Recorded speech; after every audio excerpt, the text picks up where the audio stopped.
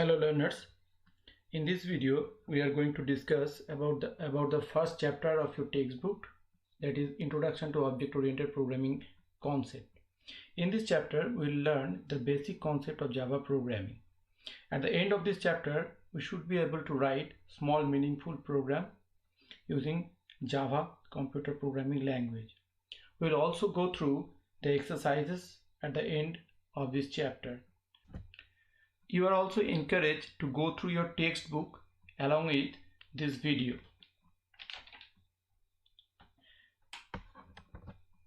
Now, whenever we write a Java program to perform any task, we always create object. Object represent the real world physical entities which we see in day-to-day life, and class is the blueprint or prototype or skeleton of an object. Now,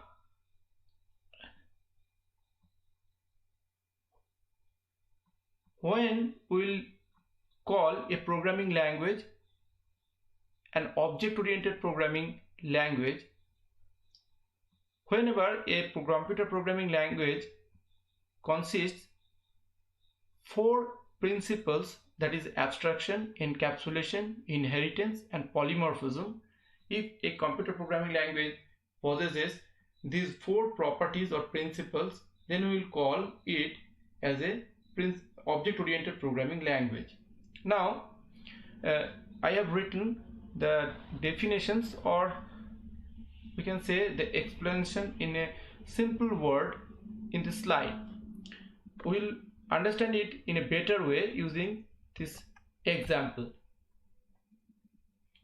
Don't overwhelmed by the programming. I will explain in a step-by-step manner how we can write a Java program. But for the time being, let's consider this is a class with the name box. It is having three variables declared inside it and two functions, namely input function and calculate volume function. This is the input function and this is the calculate volume function. Now this is another one class where I have created an object. This is how an object can be created. Now again I am repeating, don't go into the details or don't be bogged down by the programming statements which are written here. I will explain it in a step-by-step manner. Here B1 is the created object. Now as you can see, whenever B1 is created, we have used the name of this class. So B1 will have the properties which belongs to this box class. That means B1 will have these three variables and these two functions in it. So as you can see, using this input function, I have put three values inside this B1 object. So now B1 has the length equal to 2.5, whichever unit it may be, height equal to 4.5 and width equal to 3.7. So if we compare this B1 box along with a physical box, then it resembles the physical real world box, as physical real world box also possesses three dimensions, that is length, height and width. So all in all, this B1 representing a physical real world object into this program. Now this is how abstraction is achieved in programming, computer programming. We will create a replica or a representation of a physical world object into our program, and abstraction is achieved in that way. Here B1 representing a real world object. Now again we can see here this class box consists variables along with these functions, and in another way we can say that these variables and these functions are put inside this wrapper, and putting together variables and functions into a single unit is called encapsulation. So here this box class encapsulated these variables and these methods or functions. This is how encapsulation is achieved. Now to explain the inheritance principle of object-oriented programming language, let's consider that we want to create another class called metal box from the already existing box. Now the metal box will have all the properties of the box along with a new variable, that is type of metal, and another new variable cost we want to add with this metal box class. Also we want to add two more methods or functions into this metal box class. The name of these functions are store value and show value. So the whole process is that we want to create a new box named metal box from this already existing box class. Inheritance will do, or inheritance will copy or inherits all the properties which exist in the box class. So this after this metal box class is created, it will contains all the properties of the box class. Let's see again the box class. These are the properties of box class. So all these properties will be there in the metal box along with these new properties. So whenever a metal box object will be created like this one, here we have created one metal box object, it will contain all the properties of this box class along with these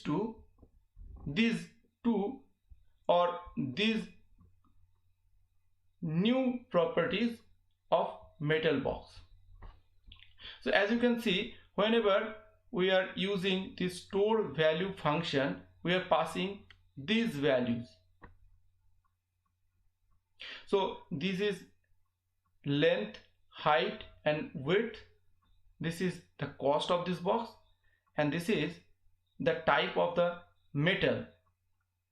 These two values, this cost and the type of metal, these two values were not there in the box class. As you can see here, this box class only contains length, height and width, but the metal box object contains length, height, width, cost and type of metal. These values, these 5 values. So Here we have created a new class, a metal box, from an already existing class box using the inheritance property. Now the inheritance can be done using this extends keyword or reserved word. What a reserved word is will come later steps.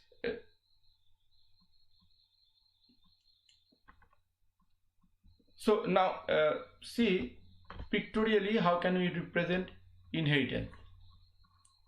Here the metal box class is the one which we have created from the box class through inheritance.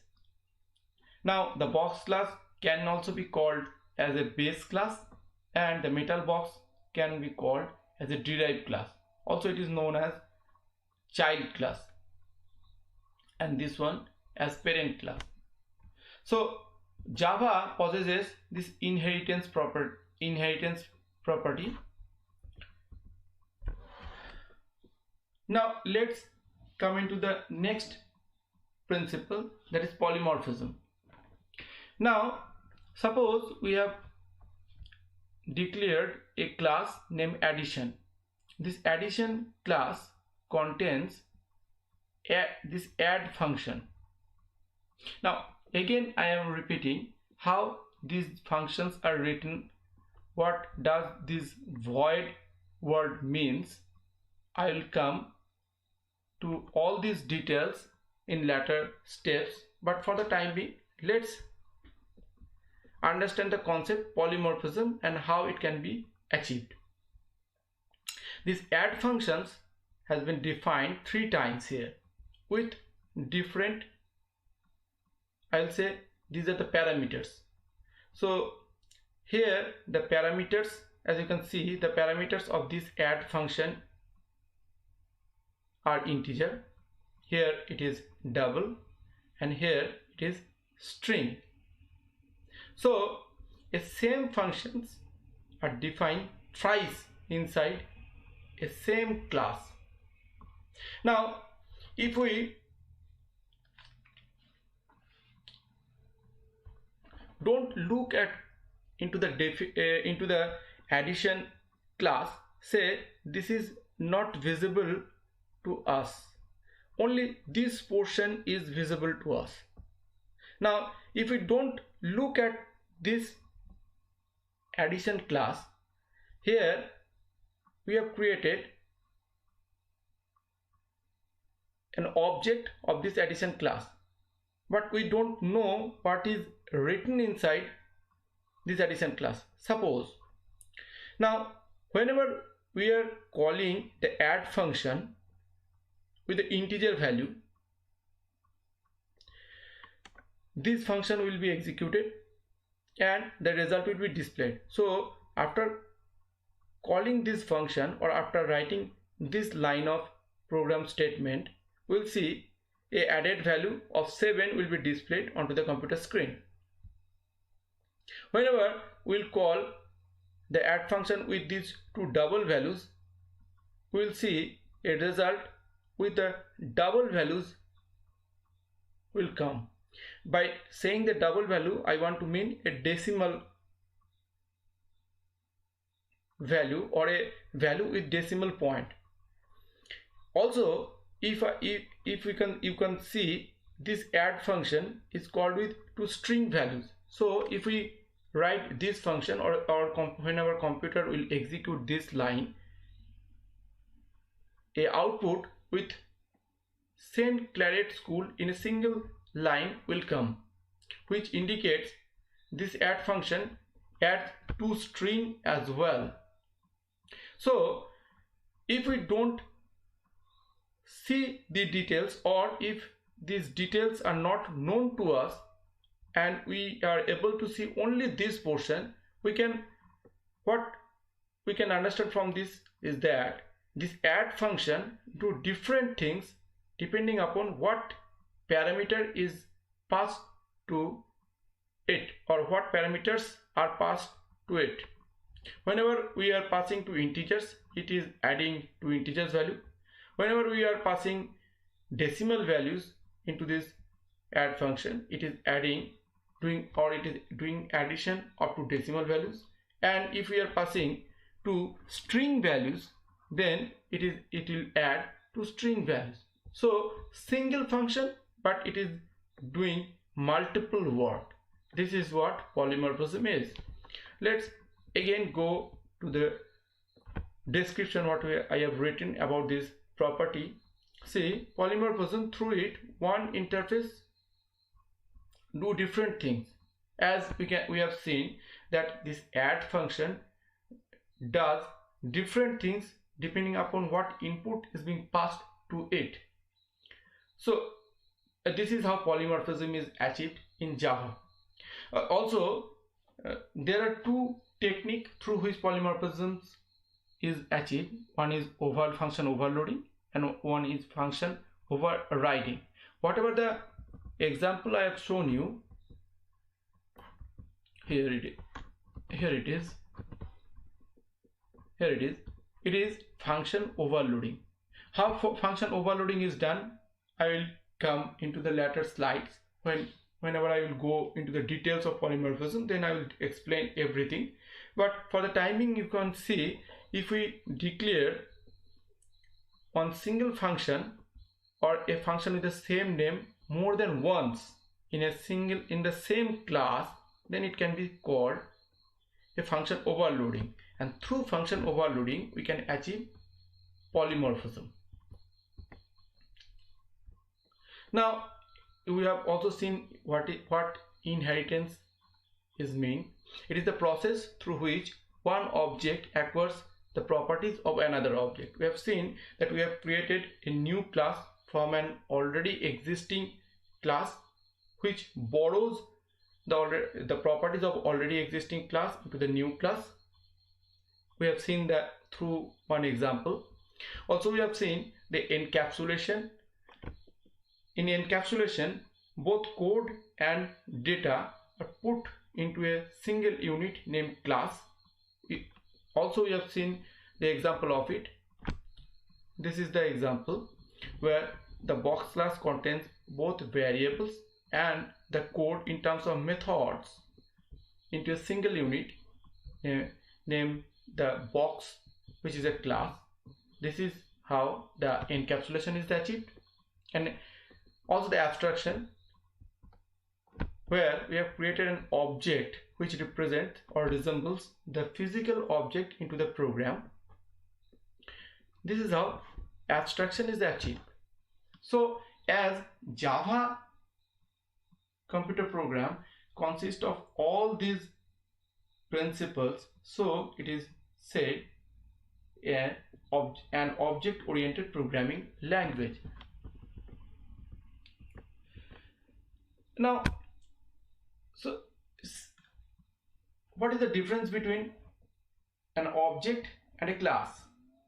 See, a class is a passive entity, or it is just the structure of an object. A class defines what an object will consist, but object is a active entity. What does it mean by active entity? Is that for object, memory or main memory or computer RAM memory will be allocated for it. How much memory will be allocated for object? That is calculated by Java using an operator called new. This operator will calculate how much memory will be required for an object. Here in this example, A is an object. So this new operator will calculate how much memory will be required, and that amount of memory will be reserved into the computer main memory, which is RAM. Whenever this happens, we say the entity for which memory has been reserved into the computer main memory, it is an active entity. So In that sense, object is an active entity. Now, object is an instance of a class, and the class is, I have already said that class is the blueprint or prototype or the skeletal structure of an object. And now let's go deep into the Java program. Now Java program is basically consists of tokens, which is the smallest valid part of a Java program. Now token can be of 5 types: reserved word or keyword. Now let me say a few words about this reserved word or keyword. Reserved word or keyword are those which are already defined inside Java, or Java knows the meaning of this word, such as this class, double, int. All these are words known as reserved word or keyword, and the meaning of this word are known to Java. Now identifiers.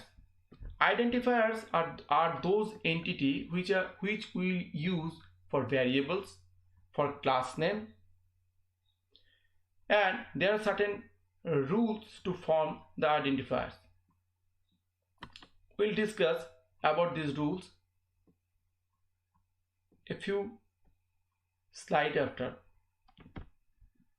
Now, literals or constants are those entities which does not change its value throughout the execution of the program, such as 2, 5, 9, 7.5. These are the literals or constants we see in Java computer program. Operator are those which perform some operations such as plus, minus, multiplication, division, etc.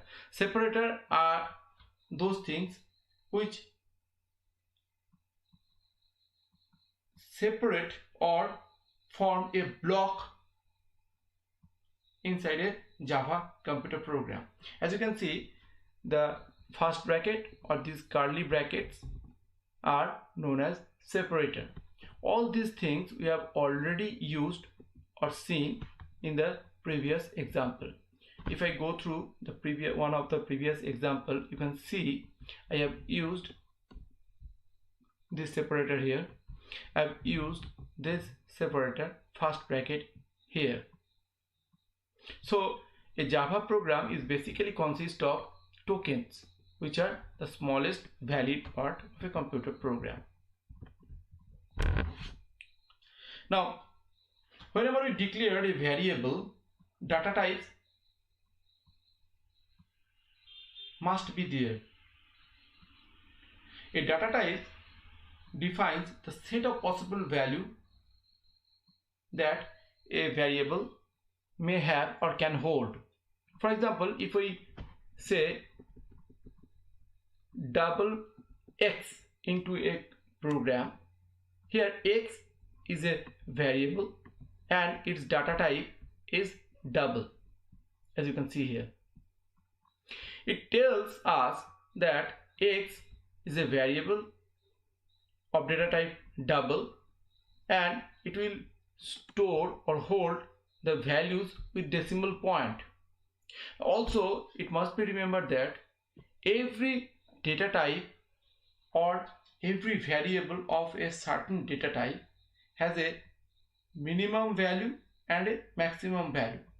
Beyond this limit or beyond these two extreme point or these two minimum and maximum values, beyond these values, a particular type of variable or a variable with particular data type cannot hold any value beyond this maximum or minimum value limit.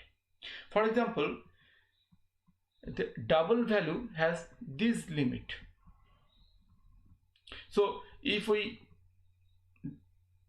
assign a value which is greater than this value into x, that will create a programming error. Also, if we assign a lesser value than this one, that is minus 1.7 into 10 to the power minus 308, if we want to assign lesser value than this into x, that will also create an error. Now, data types can be of two types: primitive data type and non-primitive data type. Primitive data type are those which are fundamental. There are 8 types of primitive data types defined inside Java. It is int, long, short, byte, float, double, and boolean character. Non-primitive data types are actually built upon this primitive data type, or it is built using the combination of primitive data type. Some example of primitive data types are arrays, strings, etc. Array and string will be discussed with example in the later chapters. These are some advanced topics. So for the time being, we will remember the names, that is array and string are non-primitive data types. Now, as I have already said that a variable must have a data type. Now, naturally comes the questions, what is a variable? A variable in a computer program is used to hold some value. What type of value it can hold, that depends upon its data type, which I have already discussed.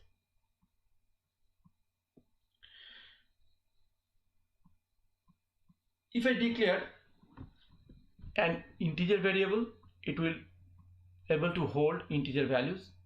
If I declare a character variable, it will be able to hold the character values. If I declare a double variable, it will be able to hold double values. Now, as I declare or as I say something about variables, constants are just another side of these variables. Constants are those entities into a computer program which does not change its value throughout the execution of the program. Constants, also known as literals. How many types of constants are available in a computer program?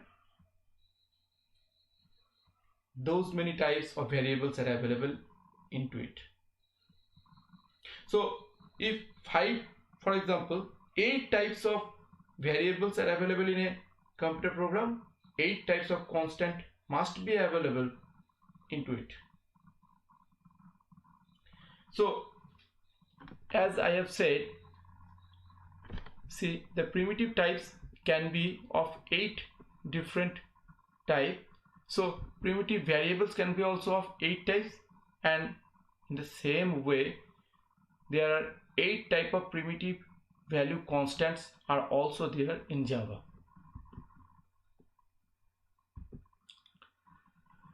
Now, for the sake of doing some example, we'll learn how to take input in a computer Java program.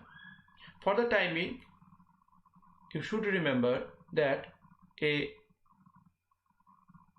Java program can take input using scanner class. A scanner class is defined inside util package. Now, I have already said some words which are not already defined in this video, but to perform some operations using Java computer program, we have to use this. So better we'll learn how to use this and we'll explain it in later parts. Now let's take an example with a real program. In this program, as you can see, I have imported the content of the util package into this program. The operation of import can be done using this import keyword, and it can be written like this. Now, as I have said, the scanner class belongs to this util package. So as I have imported the util package here into my program, so automatically scanner class imported into my program. Now I have created the object of the scanner class here. First, I have taken a character input from keyboard and stored into a variable whose name is ch. As you can see, I have declared a character variable also. Same way, I have taken an integer input and a double input, and for your sake of convenience, after taking the input, I am also displaying it. So if I run the program, let's see what happened.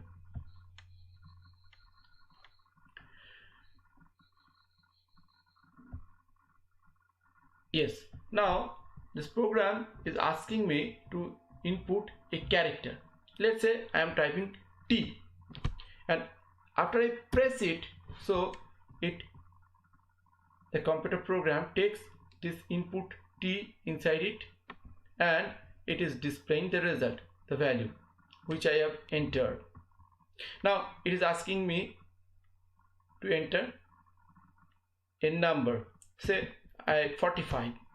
So whenever I input it, it is taking the input and then displaying whatever value it has taken as input. Now again it is asking for a decimal value, say 67.98. so yes, this is displaying the value. So in this program, I have input one character, one integer and one double value, and displayed those values which were inputted through keyboard. And this is the program through which I have done it. So you are encouraged to do this programming into your computer if it is available. If it is not a problem, you can always do it in your exercise book. For those who are having the personal computer, I want to mention here that I am using a software named Dr. Java, which is freely available. Here it is, Dr. Java, which is freely available in internet. You can go through the Google to find it. Also, please read the system requirement or the Java runtime environment requirement before installing the Dr. Java. It requires a specific version of Java runtime environment or JRE to be installed into your computer system. So this is a very simple and easy to use Java programming interface where you can write this exemplar program and run it to test the concepts. Okay, let's go back to the slideshow. So we have learned how to take input from keyboard using scanner class. Now let's discuss about decision making. Now why decision making is required is that during the execution of the program, we want to perform the task in a certain sequence, and to generate that sequence we need to take some decisions. Decisions can be taken using some of the reserved word or keyword which I have listed into this slide. In the next example, which is here, I have demonstrated one of the keyword which I have listed here, how it can be used in a computer program. Here also I have used the scanner class to take input into two variables a and b, and here I have compared these two values to check whether which one is greater or they are equal to each other, and displayed a message according to that. So this is how we can take decision, and according to that we can perform certain work. Let's take an example. Suppose A contains 10 and B contains 20. A contains 10 and B contains 20. So if we compare these two values here, so A contains 10 and B contains 20. So A greater than B, it comes out to be false because A is 10 and B is 20. So A greater than B, it is false. As it is false, computer will jump into this section to check whether B is greater than A, and what it comes out to be is true. B is indeed greater than A, as B is 20 and A is 10. So whenever this becomes true, so the corresponding action with this decision get executed, and the message B is greater than A will be displayed into computer screen. And as soon as this message displayed, the rest portion of this decision making structure will be skipped. So A and B are equal will not be displayed into the screen. So among these three available options, only the option which belongs to the true decision will be executed. This is how decision making mechanism works in Java. In the later section, I'll discuss the nested if else and the switch structure decision making syntaxes. Now we have learned a little bit of Java program. So to grasp all the concept, please go through this homework and write the program into your exercise book. Those who are having the computer, please write the program and execute it in your computer. And if you are not having the computer, please go through the steps into your textbook and imagine that it is being executed by a computer and perform each and every step the way computer does into your exercise book. Please do this homework as it is related to the portion which we have learned. Also, you are encouraged to go through your textbook again and again, because while you will do the question answer part at the end of this chapter, you have to write the definitions whichever is there in your textbook only. Thank you.